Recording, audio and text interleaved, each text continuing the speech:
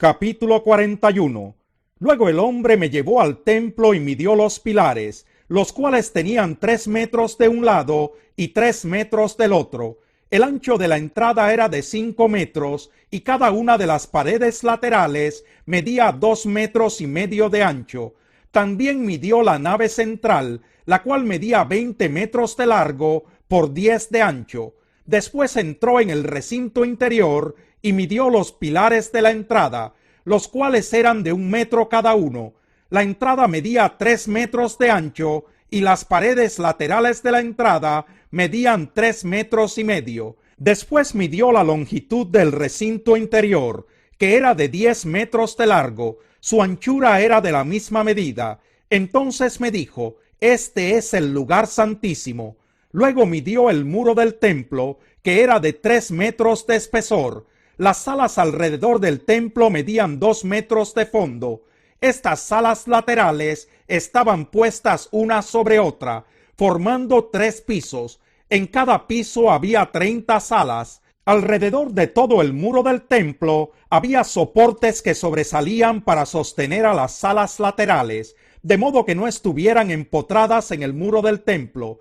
Las salas laterales alrededor del templo se ensanchaban en cada piso sucesivo. La estructura alrededor del templo estaba construida en niveles ascendentes, de modo que a medida que se subía, las salas de arriba adquirían mayor amplitud.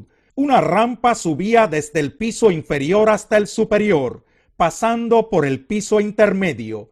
También vi que alrededor de todo el templo había una plataforma elevada que servía de base para las salas laterales. Esta base medía 3 metros de altura. La pared exterior de las salas tenía un espesor de 2 metros y medio, y entre las salas laterales del templo y las habitaciones de los sacerdotes que rodeaban el templo quedaba un espacio libre de 10 metros de ancho. Las salas laterales se comunicaban con el espacio libre por medio de 2 entradas, una al norte y otra al sur. El ancho del espacio libre alrededor de las salas laterales era de 2 metros y medio. El edificio que por el lado oeste quedaba frente al patio medía 35 metros de ancho, con un muro de 2 metros y medio de ancho por 45 metros de largo. El hombre midió el templo, el cual tenía un total de 50 metros de largo. También el patio, con el edificio adyacente y el muro, medían 50 metros de largo. El ancho de la fachada del templo, más la parte del patio que da hacia el este, medía 50 metros. Luego midió la longitud del edificio posterior del templo que daba al patio, junto con las galerías de ambos lados, y medía 50 metros. La nave interior del templo, los vestíbulos del atrio, los umbrales, las ventanas con rejas y las galerías alrededor de los 3 pisos, comenzando desde la entrada, estaban recubiertos de madera por todas partes. De arriba a abajo todo estaba recubierto, incluso las ventanas. Desde la entrada hasta el recinto interior y alrededor de todo el muro, por dentro y por fuera, en el interior y el exterior, se alternaban los grabados de querubines y palmeras. Cada querubín tenía 2 rostros, uno de hombre y otro de león. Cada rostro miraba hacia la palmera que tenía a su costado. Alrededor de todo el templo podían verse los grabados de estos querubines. Desde el suelo hasta la parte superior de las puertas había grabados de querubines y palmeras sobre todas las paredes del templo. Los postes de la entrada al templo eran cuadrados, y frente al lugar santísimo había algo que parecía un altar de madera, el cual medía 1 metro y medio de alto por 1 de largo y 1 de ancho. Sus esquinas, la base y sus costados eran de madera. El hombre me dijo: esta es la mesa que está delante del Señor. Tanto el templo como el lugar santísimo tenían puertas dobles. Cada puerta tenía 2 hojas, 2 hojas giratorias para cada puerta. Sobre la puerta del templo había grabados de querubines y palmeras, como los que había en las paredes. En la fachada del vestíbulo, por la parte exterior, había un alero de madera. Sobre ambos lados del vestíbulo había ventanas con rejas y con grabados de palmeras. Las salas laterales también tenían aleros. Capítulo 42. El hombre me sacó al atrio exterior en dirección al norte, y me hizo entrar a las habitaciones que estaban hacia el norte, frente al patio cerrado y frente al edificio detrás del templo. Todo esto medía 50 metros de largo por el lado norte, y 25 metros de ancho. Frente a los 10 metros del atrio interior y frente al enlosado del atrio exterior, había en los 3 pisos unas galerías, las cuales quedaban unas frente a las otras. Frente a las habitaciones había un pasillo interior de 5 metros de ancho y 50 de largo. Las puertas de las habitaciones daban al norte. Las habitaciones del piso superior eran más estrechas que las del piso inferior y las del piso intermedio, porque las galerías les quitaban más espacio a las de arriba. Las habitaciones en el tercer piso no tenían columnas como las habitaciones del atrio, y por eso eran más estrechas que las del piso intermedio y las del piso inferior. Había un muro exterior que corría paralelo y de frente a las habitaciones del atrio exterior, el cual medía 25 metros de largo. Las habitaciones que daban al atrio exterior medían 25 metros, mientras que las que daban al frente del templo medían 50 metros. A las habitaciones del piso inferior se entraba por el atrio exterior, es decir, por el este. Por el lado sur, a lo largo del muro del atrio, frente al patio y frente al edificio detrás del templo, había unas habitaciones. Tenían un pasillo frente a ellas, como el de las habitaciones de la parte norte. A su vez tenían la misma longitud, el mismo ancho, las mismas salidas, las mismas disposiciones y las mismas entradas. Bajo las habitaciones que daban al sur, frente al muro que daba al este, que era por donde se podía entrar a ellas, había una entrada al comienzo de cada pasillo. El hombre me dijo: las habitaciones del norte y del sur, que están frente al patio, son las habitaciones sagradas. Allí es donde los sacerdotes que se acercan al Señor comerán las ofrendas más sagradas. Allí colocarán la ofrenda de cereal, la ofrenda por el pecado y la ofrenda por la culpa, porque el lugar es santo. Cuando los sacerdotes entren allí, no saldrán al atrio exterior sin dejar antes las vestiduras con que ministran, porque esas vestiduras son santas. Antes de acercarse a los lugares destinados para el pueblo, deberán vestirse con otra ropa.